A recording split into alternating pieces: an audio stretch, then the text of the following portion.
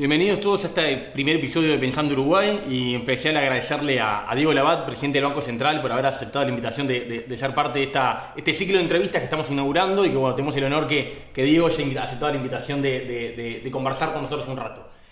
Para arrancar, Diego, y agradeciéndote haberte sumado, ¿qué es lo que, si tuvieras que explicar por qué elegiste ser economista, qué es lo que interesante de la economía, qué dirías? ¿Por qué elegiste esta profesión?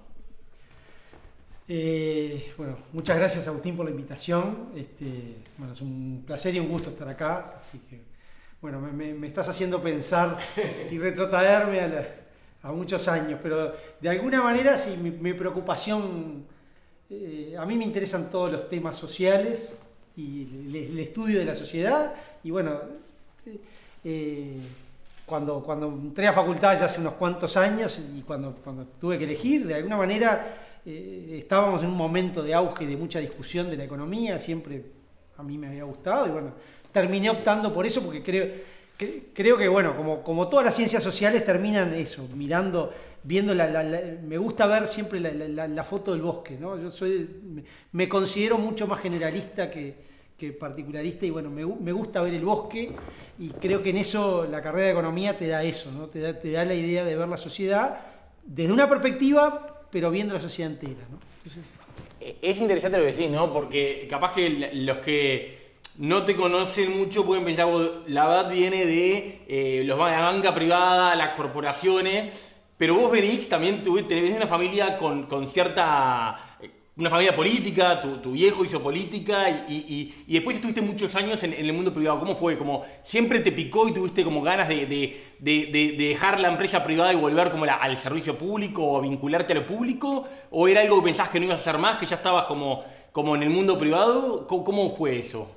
Sí, a veces a mí la profesión que ejercí durante muchos años de trabajar en la banca me gustó, lo disfrutaba, me fui especializando.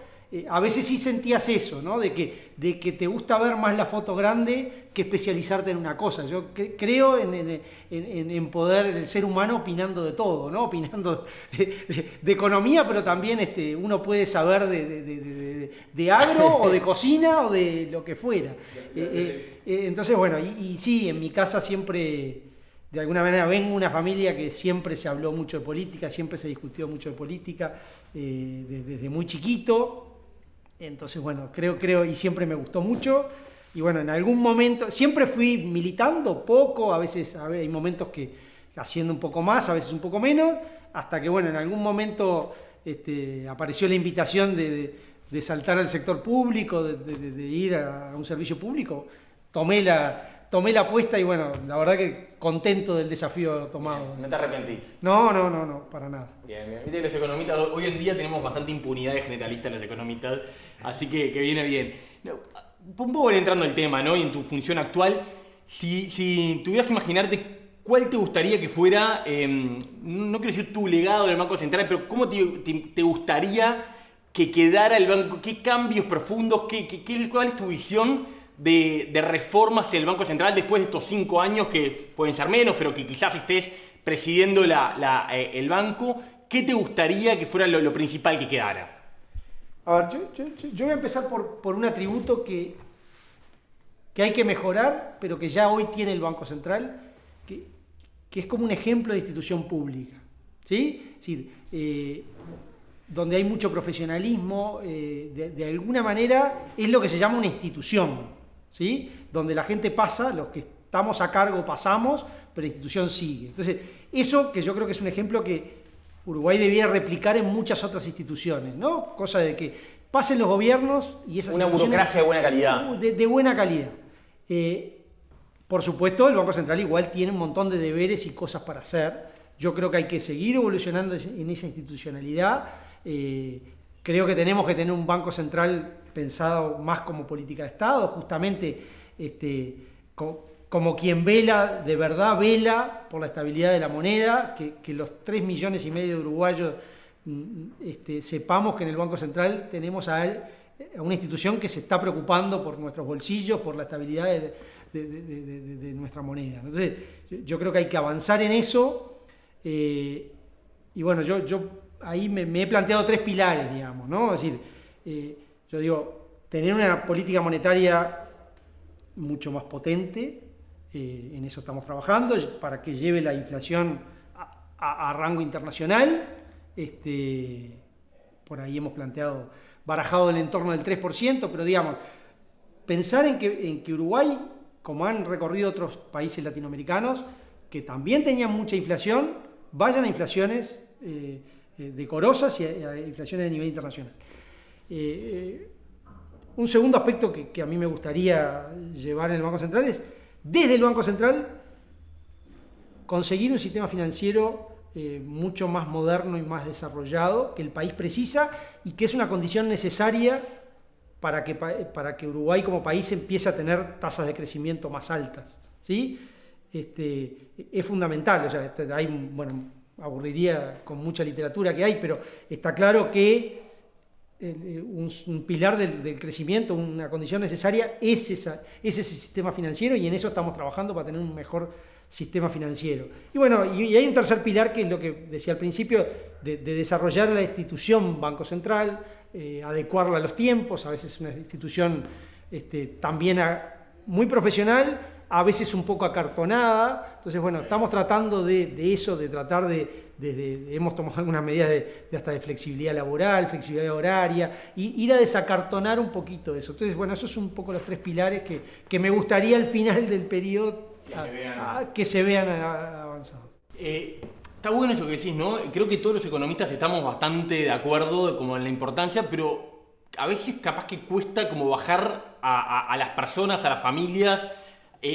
¿Por qué es tan importante? ¿Cuál es el beneficio concreto en la vida de las personas de que la inflación sea 3 y no sea 9? ¿Qué ventaja tiene para las personas que lo ven de afuera y escuchan hablar de esto? Está claro que tener una inflación como la que tiene Argentina, como la que tiene Venezuela, es nefasto, y eso creo que es más intuitivo para todos. Pero ¿cuál es la ganancia tan importante de tener 3 o 2 en vez de 8 o 9 como estuvimos acostumbrados estos años? Sí, ahí va. En estos años incluso en algún momento se decía como que no era tan malo entre 8 y 9. Yo lo que digo es, bueno, para empezar, un trabajador no es lo mismo, por más que te corrijan el sueldo una vez por año, no es lo mismo que haya una inflación de 9 y te den el 9 de aumento, que haya una inflación de 3 y te den un aumento de 3, porque en el medio vas perdiendo ingresos hasta que dan el aumento. ¿Ya? Eso, yo creo que eso los uruguayos hoy lo tenemos muy internalizado. El trabajador tiene muy claro que la inflación le pega todos los días y que no es bueno, y que no nos tenemos que contentar con eso. Pero yo digo, va mucho más allá, porque esa inflación del 9, por ejemplo, impide que se desarrollen los créditos en pesos. Entonces, hoy cuando un uruguayo quiere comprarse una casa, de repente tiene dificultades. Está la UIA algo ayuda, pero perfectamente, si tuviéramos un mercado de crédito en pesos, seguramente sería mucho más fácil y mucho más accesible tener acceso a un crédito hipotecario. Pero también en las empresas, porque hoy hay muchas empresas que tienen dificultad porque, de nuevo, tienen sus ingresos en pesos, venden en pesos, pagan sueldos en pesos, pero cuando tienen que salir a endeudarse para crecer, terminan endeudándose en dólares. Y eso les pone mucho riesgo, mucho ruido, porque saben que si un día el dólar se dispara, le va a costar pagar esa cuota. Entonces, eso a veces hace que las empresas uruguayas terminen como adaptándose al medio, pero en realidad no crecen todo lo que podrían crecer, terminan de alguna manera restringiéndose, y por ahí esas son todas cuestiones que yo capaz que trato de explicarlas más coloquialmente, pero que tienen evidencia científica atrás. Hay mucho trabajo atrás que demuestra todas esas cosas. Nos acostumbramos a algo que no está bien. Nos acostumbramos a algo que no está bien. Entonces, alguno me podría preguntar, bueno, sí, yo qué sé, seguramente en la agenda económica hay otros temas, pero yo creo que Uruguay en el largo plazo se tiene que plantear ese camino de la inflación. Quizás haya prioridades en algunos ámbitos, pero esto es esencial y es parte de esa construcción de largo plazo, ¿no? Es decir, los uruguayos de alguna manera, a veces, los uruguayos sí, seguramente se repite en muchos países, estamos viviendo mucho en el corto plazo. Y yo lo que digo es, no podemos, por más que estemos en pandemia, tenemos que tener ese suficiente equilibrio entre el corto y el largo. Es decir, está bien, hoy hay que resolver las vacunas, hay que resolver problemas que yo que sé, que tienen algunos sectores como el turismo, pero también tenemos que pensar un poquito más allá, porque la pandemia algún día va a terminar y, bueno, y tenemos que generar un país que tenga tasas de crecimiento y que de alguna manera le termine dando el futuro a nuestros hijos y a todos los uruguayos, el Uruguay que queremos, digamos. De acuerdo, y ahora volvemos a largo plazo, pero una cosa más sobre el corto. En el corto plazo, también la evidencia, que creo que es muy sólida, en que en el largo plazo las inflaciones bajas se asocian la estabilidad económica, la estabilidad monetaria con mayores tasas de crecimiento, con mejor distribución del ingreso, etc. También cierta evidencia dice que en el corto plazo puede haber un trade-off entre bajar la inflación, estabilizar y la actividad económica. Y justamente en el corto plazo que estamos hoy, de una economía que viene de 6 años, bueno, de una caída de un año y de 6 años de estancamiento, ¿cómo vivís esa tensión? Yo sé que el trabajo del Banco Central, y me acabo de decir, es la inflación, es la estabilidad de la moneda, pero bueno, pero no deja ver, o al menos entre los analistas, como cierto comentario, bueno, de una tensión, un trade-off en el corto plazo entre insistir en esa baja de precios y esta estabilización, y que pueda perjudicar eventualmente la recuperación. ¿Cómo lo ves eso? Bueno, a ver, yo lo que digo es, el centro del trabajo del Banco Central este año, últimos 12, 14 meses, ha sido esa tensión, ¿no? Arrancamos con, además, en el medio de la pandemia, con la inflación disparándose, entonces teníamos que marcar esa tensión de decir, bueno, a ver, hay que acompañar la coyuntura y acompañar la pandemia, pero a su vez tenemos que marcar que esto no puede seguir porque la inflación podía haber terminado en cualquier lugar. Entonces, fue ese trade-off. Entonces nosotros siempre dijimos, bueno, queda claro, el Banco Central pone adelante la inflación, es su objetivo prioritario en tiempos normales. En momentos como como la pandemia, toda la fuerza de la política monetaria para acompañar la pandemia, para que la economía siga funcionando, y en eso hemos estado. Es decir, en el corto plazo hemos puesto toda la liquidez y un poco más de la liquidez que se precisaba para que nunca hubiera ruidos en la economía, para que las instituciones financieras pudieran prestar, para que la máquina siguiera funcionando, ¿no? Porque el escenario en marzo, abril, mayo del año pasado, también a veces en ese run decían, bueno, pero ¿y qué va a pasar con las empresas? Va a haber lo que se llama un credit crunch, ¿no? Se aprieta el crédito, los bancos dejan de prestar. Ese miedo estaba y ese miedo pasó, lo resolvimos y hoy tenemos un sistema financiero que ha seguido prestando, empresas que han seguido funcionando, por supuesto con sectores más complicados que otros, pero digamos, esos sectores complicados no han sido por falta de crédito, sino que han sido básicamente por problemas de oferta, de que su actividad, pienso en el turismo, pienso en... Sí, no era financiero ni de liquidez ese problema. Claro, entonces, yo entiendo que hemos resuelto razonablemente bien ese trade-off entre el largo plazo, en marcarle al mercado, marcarle a los agentes económicos, mire que la inflación importa, queremos las expectativas ancladas y queremos una inflación que cada vez sea más baja, pero hoy estamos pensando en esto y hoy ayudamos a que esto siga funcionando. Y la última sobre esto, capaz que no es muy correcto decir capaz, pero de repente la recesión que estamos viendo ¿nos puede dar una mano para bajar la inflación? Y bueno, sin duda ha sido una de las razones de esa caída. Y sí, porque uno ve, hay sectores que notoriamente están en dificultades y terminan bajando precios, y oferta y demanda termina ajustando, ¿no? Ha dado una mano, sin duda. Bien.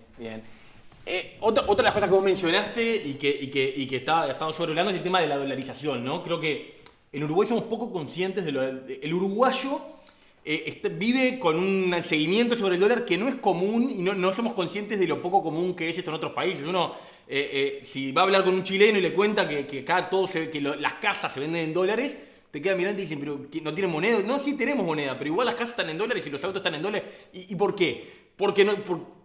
Entonces la pregunta es, en ese camino hacia la desdolarización, hay como grados, hay como casos. ¿Hay algún país al que uno diga, bueno, acá en tu visión del Uruguay, ¿hay algún país al que nos gustaría parecer? No sé, estoy pensando en Chile o Perú, o que son países que hicieron como un trabajo de dolarización interesante. ¿En quién tenemos que pensar en tu visión? ¿A dónde como punto de llegada? Sí, está claro que esos son muy buenos ejemplos. Perú en particular ha hecho un muy buen proceso porque pasó periodos de mucha inflación como Uruguay y ha bajado. Yo lo que digo es, la dolarización de la economía uruguaya es un fenómeno que se dio originalmente por muy altas inflaciones y descreimiento en la moneda nacional, y que hoy se ha transformado en un tema cultural, ¿no? Entonces, yo qué sé, cuando una persona empieza a trabajar y a los tantos años de trabajar se quiere comprar un auto, notoriamente ese auto lo va a pagar de repente en cuotas que va a ser una parte de los pesos que gana. Lo lógico sería que ese auto estuviera en pesos. Ahora, culturalmente llevamos muchos años donde los precios de las casas, de los autos, y como contaba yo, compré una cubierta de la bicicleta el otro día y me salió $7 con no sé qué. Las cosas poco valiosas. Entonces, claro, entonces hay cosas que están en la cultura, que como decía hoy al principio, hay todo un sustento teórico de que nos hacen mal y que cuestionan nuestro crecimiento, con lo cual hay que trabajar. Ahora, ¿cómo hay que trabajar?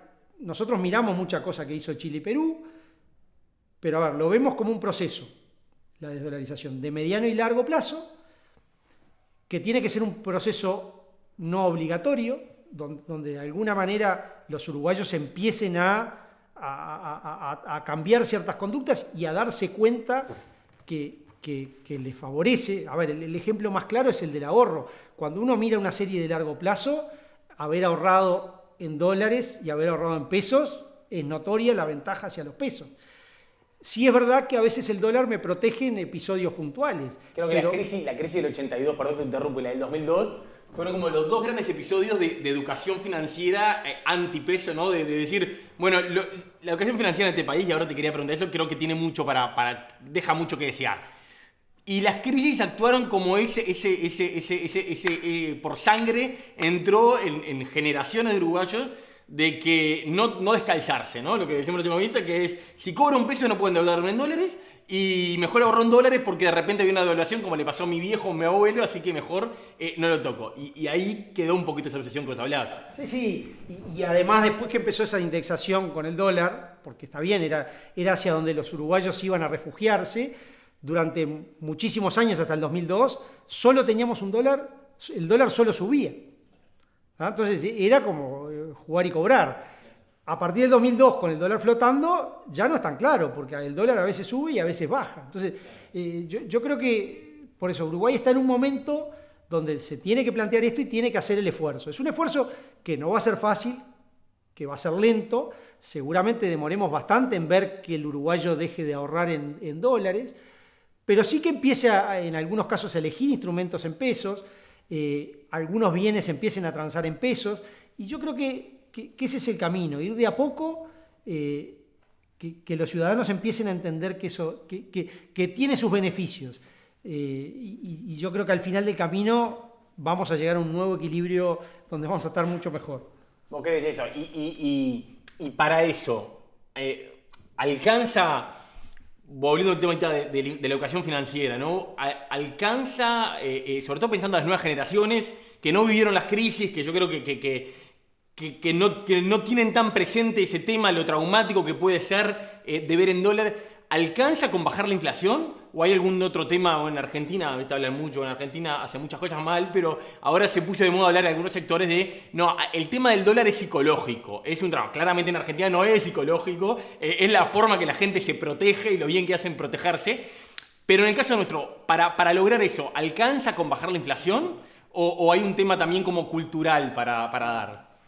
Yo digo que bajar la inflación es la condición necesaria, y la condición necesaria cero, el punto de partida. Claro. A partir de ahí, y cuando de alguna manera se vea que eso es consistente y que la inflación está en niveles bajos y durante mucho tiempo, ahí van a empezar a ver las cosas, ¿no? Es decir, cuando uno cree en el funcionamiento de los mercados, bueno, se irán dando ciertos pasos, porque con inflación baja seguramente vaya a haber gente que quiera tomar créditos en pesos a tasas bajas, seguramente eso tire para que aparezcan ahorristas que financien esos créditos, y bueno, el mercado va a ir evolucionando, pero claramente solo con la inflación, y el primer día que bajemos la inflación, no va a haber desdolarización. Bien. Vinculado a esto hay otro tema, ¿no? Que vos ya lo mencionaste de pasada, que es el tema de la poca profundidad financiera, lo poco, sobre todo que estoy pensando en la clase media uruguaya, los pocos y malos instrumentos financieros que maneja, que básicamente es ahorrar en dólares. Pongo una caja de ahorro en el Bro en dólares, como el reflejo de la clase media cuando empieza a ahorrar. Hay muchas cosas, es una discusión larguísima, se han hecho seminarios y obviamente, bueno, no vamos a entrar en la profundidad del tema. Pero hay una idea que está sobrevolando que creo que tiene algunos antecedentes, que es la mano que pueden dar en esto las empresas públicas, ¿no? Hay dos antecedentes, que uno es de una empresa pública, que es cuando UTE sacó unas obligaciones por un parque eólico, que fue impresionante la cantidad de gente que se interesó en poner plata, porque era como, no, poner en un instrumento financiero, yo eso no sé qué es, no conozco, tengo miedo. Y el uruguayo, que valora sus empresas públicas, vio algo como más amigable, no me va a engañar, está ahí, sé lo que es, lo conozco. Y otro más exótico, más increíble para mí, que fue el de Conaprole. Conaprole sacó el Conahorro y también fue impresionante la demanda que tuvo. También una empresa que es privada, pero creo que en el imaginario de muchos es pública. Y también muchas personas, creo que de clase media, se tiraron ahí. Puede haber por ahí como un camino de una vez que la inflación se baja, una vez que generemos más... Las empresas públicas, por ejemplo, emitiendo acciones, cotizando en bolsa, sacando obligaciones, ¿pueden ser una cosa que ayude a algunas cosas más psicológicas? Sí, a ver, sin duda. Yo empiezo por esto. Yo creo que instrumentos disponibles hay. O sea, hoy hay muchos uruguayos que ahorran y que invierten en instrumentos complejos, pero que son instrumentos en el exterior. Que está bien, es parte de las opciones. Lo que a veces son opciones caras porque requieren determinados montos. Hay umbrales que hay que llegar. Hay ciertos umbrales a los que hay que llegar. Lo que sobre todo falta es el pequeño, el mediano ahorrista, que no tiene demasiados instrumentos más que el depósito a plazo fijo y algún otro instrumento.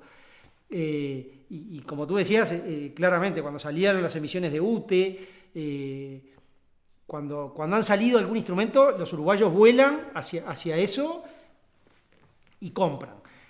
Nosotros ahora estamos tratando de desarrollar una agenda de mercado de valores, que en estos días presentamos lo que se llama la Comisión de Promoción de Mercado de Valores, que queremos potenciar, y que justamente una de las cosas que tiene que hacer es eso, tratar de generar, entre otros, opciones para los pequeños ahorristas, para que tengan opciones, que tienen que ser bien sencillas, tienen que ser instrumentos sencillos, porque a veces cuando tú tienes un pequeño ahorrista, a veces uno de los errores que se puede cometer es querer a un pequeño ahorrista darle un instrumento complejo.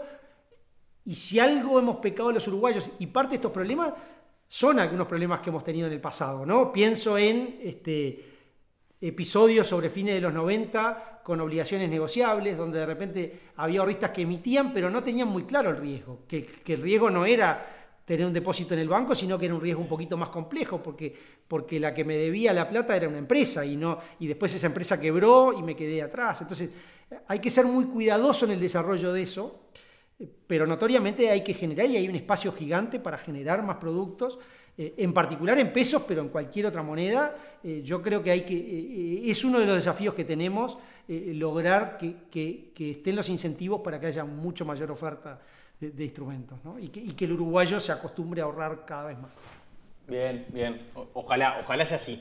Te llevo para otro tema que creo que también no es un tema directamente del Banco Central, pero tiene connotaciones cambiarias, que es el tema de si Uruguay es un país caro, ¿no? Que creo que es algo que está instalado, hasta donde, no en materia de inflación, no en materia de aumento de precios, que aquí esto es una confusión muy generalizada que hay de la inflación y el ser caro estructuralmente. Un país puede tener una inflación muy baja y ser un país muy caro, o lo contrario.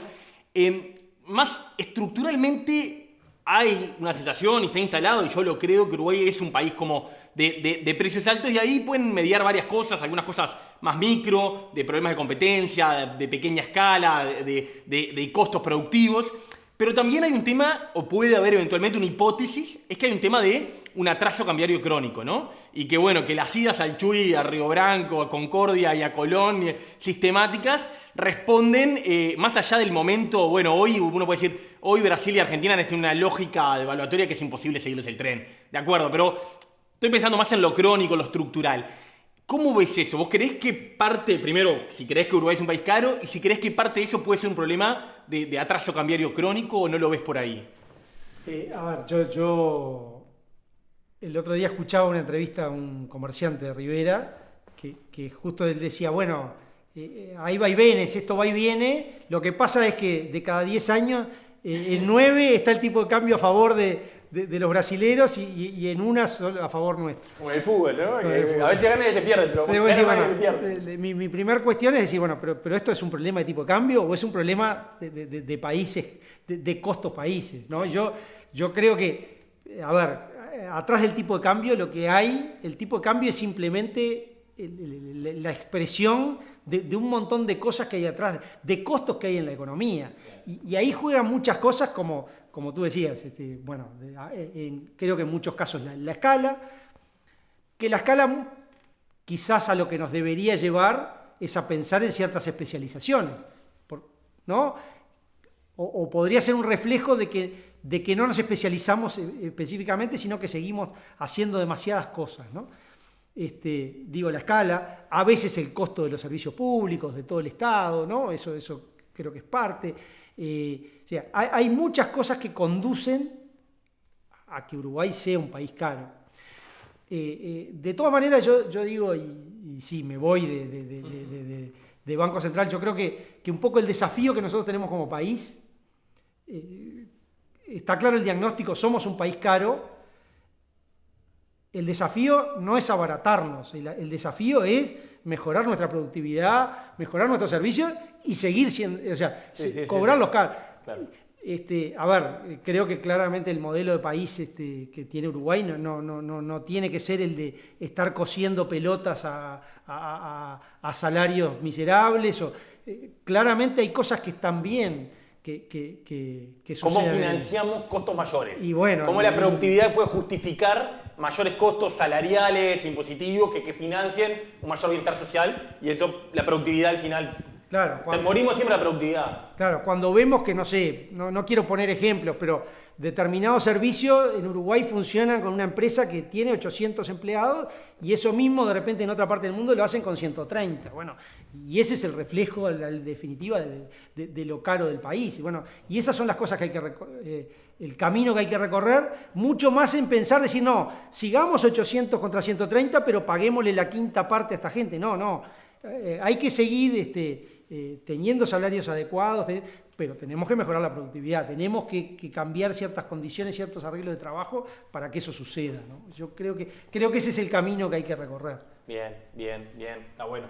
Sí, no ves un tema de tipo de cambio y no ves, por ejemplo, que estoy pensando, sé que el Banco Central ahora tiene como un foco de hay un objetivo, no hay múltiples, pero no ves que, por ejemplo, en el pasado esa cosa de los múltiples objetivos y usar el tipo de cambio como ancla inflacionaria, que muchos años lo hicimos, pueden haber tenido, no lo ves por ahí vos. A ver, bueno, Uruguay tuvo tipo de cambio fijo, ¿no? Con la banda hasta el 2002.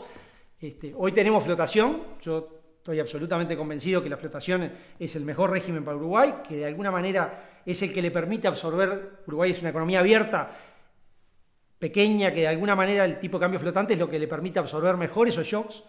Y bueno, creo que está bien, Uruguay se tiene que preocupar de no tener desalineamientos. Nosotros tenemos, en particular en el Banco Central, un modelo de lo que deberían ser los fundamentos del tipo de cambio y hoy no vemos el tipo de cambio desalineado. De hecho, es dentro de los cambios que estamos tratando de hacer de transparencia en la política monetaria, justamente estamos haciendo una revisión de nuestro modelo de tipo de cambio, del tipo de cambio real y dónde debería estar. Y bueno, eso de hecho lo vamos a publicar en junio en el informe de política monetaria. Es un tema, creo que Uruguay se puede preocupar, a veces sí puede haber, y quizás sea una preocupación, a veces el desalineamiento con la región. Hoy Uruguay está teniendo una mejora en su competitividad con el resto del mundo, pero no con la región. Bueno, esos son temas. Pero yo digo que el tipo de cambio hoy está muy cercano al tipo de cambio de fundamentos y no veo un problema de atraso cambiario. Ok. Ya para entrar en la recta final, te llevo para otro tema que muy en boga hoy en día, que es el tema de las criptomonedas, ¿no? Y cómo creo que es un tema para los bancos centrales en el mundo. Uno decía, bueno, Uruguay tan chiquito, que lo resuelvan los poderosos primero y después vemos cómo lo manejamos nosotros. Pero más allá del Banco Central del Uruguay o quizás más en general, ¿cómo te imaginás, cómo visualizás vos que los bancos centrales tienen que pararse en esto? ¿Cómo te imaginás la regulación de estos fenómenos? ¿Cómo también, qué visión tenés de esto vos en el futuro? ¿Creés que es algo que llegó para quedarse? ¿Creés que, no sé, que mañana capaz que hay bancos centrales que tienen parte de sus reservas en criptomonedas? ¿O creés que es algo que va a permanecer totalmente por fuera sobre todo el tema regulatorio, ¿no? ¿Cómo se paran los bancos centrales para enfrentar este fenómeno?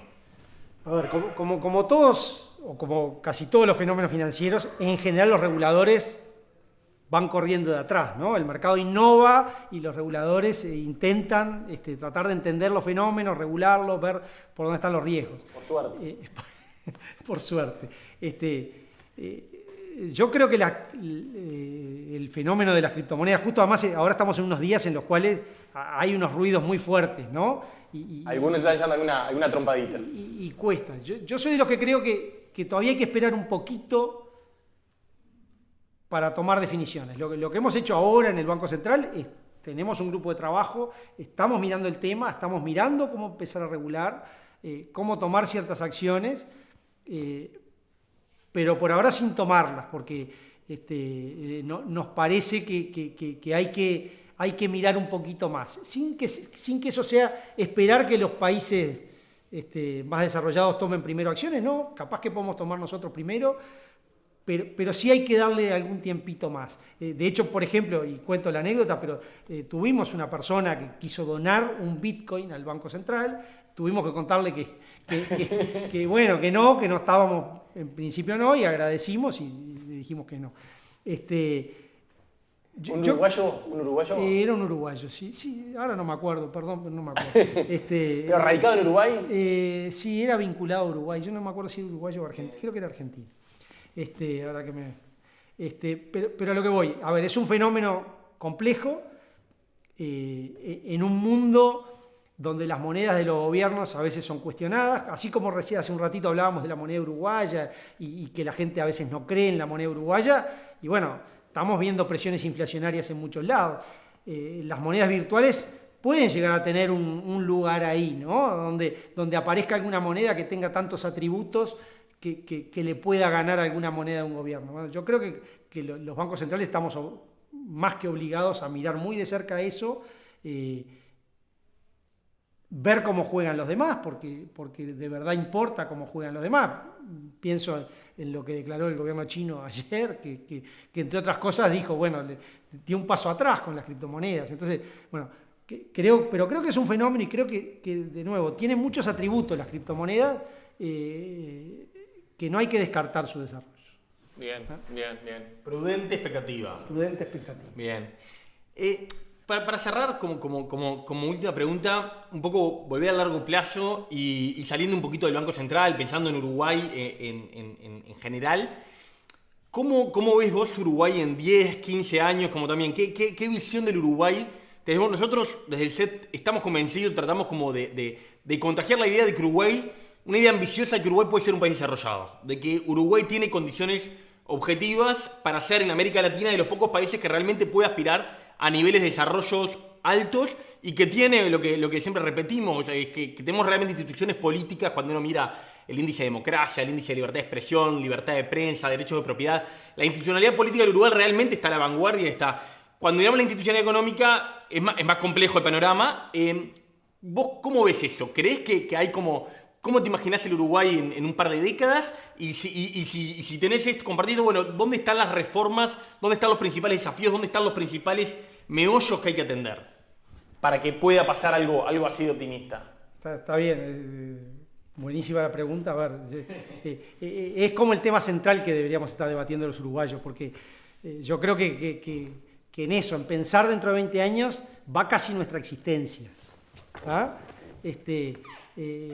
Creo que hace tiempo que los uruguayos dejamos de pensar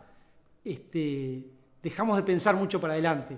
Hoy mencionás a mi padre siempre de chico me contaba la anécdota, decía, siempre él decía, cuando Montevideo, Uruguay, diagramó Boulevard Artigas, no la diagramó para el año que viene, la diagramó pensando en 50, 60, 70 años para adelante. Y eso es lo que nos cuesta ver.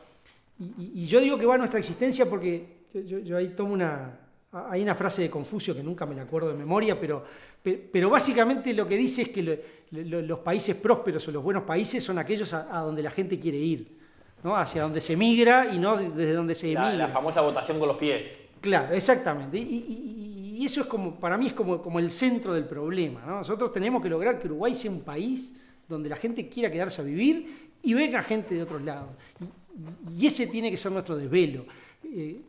Capaz que más que la tasa de crecimiento o muchas otras variables que a veces medimos mucho más cortas, que son medios. Es decir, ojalá si tuviéramos un país creciendo a tasas bien importantes, seguramente eso sea una condición necesaria para después ir a ese país. Entonces, yo creo que Uruguay para lograr eso, tiene una buena institucionalidad política, como vos dijiste, tiene que mejorar mucho la institucionalidad económica y tiene que, sobre todo en lo cultural, animarse a pensar en grande, ¿no? Como yo digo, o sea, tenemos que pensar en grande, tenemos que pensar, es decir, ¿qué tenemos que hacer para que la gente se quiera venir a vivir acá? ¿No? Y bueno, y en eso hoy hay que mirar, o sea, como yo digo, hoy hay ciudadanos del mundo que se les ocurre ir a vivir a Nueva York, pero no se les ocurre ir a vivir a la capital de Dakota del Sur. Y bueno, ¿y por qué es eso? Bueno, porque esa sociedad ofrece ciertas cuestiones que la hacen atractiva. Y bueno, ese es el Uruguay que creo que tenemos que construir y no el de la gente que se nos va, que en general además es selección adversa, a veces se nos terminan yendo los mejores valores y nos cuesta atraer. Entonces yo creo que eso es importante. Creo que tenemos que trabajar en la mejora institucional económica, pero sobre todo es eso, ser muy ambicioso y hay que pensar en grande. ¿Vos crees que en lo cultural hay un tema ahí? En la disputa de las ideas predominantes, viste que hay como toda una discusión de si los países ricos son por mejores instituciones o por mejor cultura, y bueno, ¿vos crees que la parte cultural tiene un peso? Digo, y hay cosas que, a ver,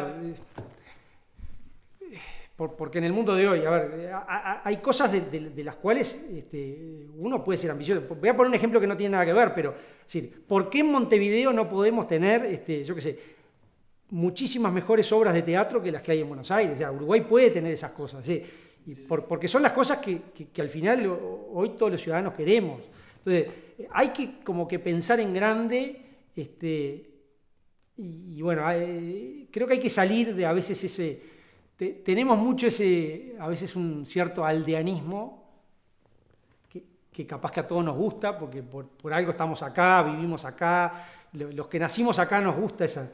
Pero creo que hay que desafiarse eso porque hoy estamos en una disyuntiva en la cual si no vamos por ese camino de pensar en grande, ojo, porque también está el riesgo de cada vez achicarse más, ¿no? Entonces, yo creo que es algo que los uruguayos debiéramos debatir un poco más. O sea, que el ser ambicioso no es solo con la baja la inflación, hay que ser ambicioso... Hay que ser ambicioso como sociedad, ¿no? Yo creo que no... En estos días, a mí me ha gustado mucho que ha salido y bueno, y ha escrito algunas cosas, Pascale, por ejemplo, y yo creo que esa es la línea que Uruguay tiene que recorrer, ¿no? Pensar un poquito más allá. Está bueno. Bueno, Diego, muchísimas gracias por acompañarnos en este primer episodio de Pensando Uruguay. Te agradecemos muchísimo, creo que fue muy interesante y bueno, nos encontraremos pronto. Bueno, muchas gracias a Agustín por la invitación y bueno, un placer.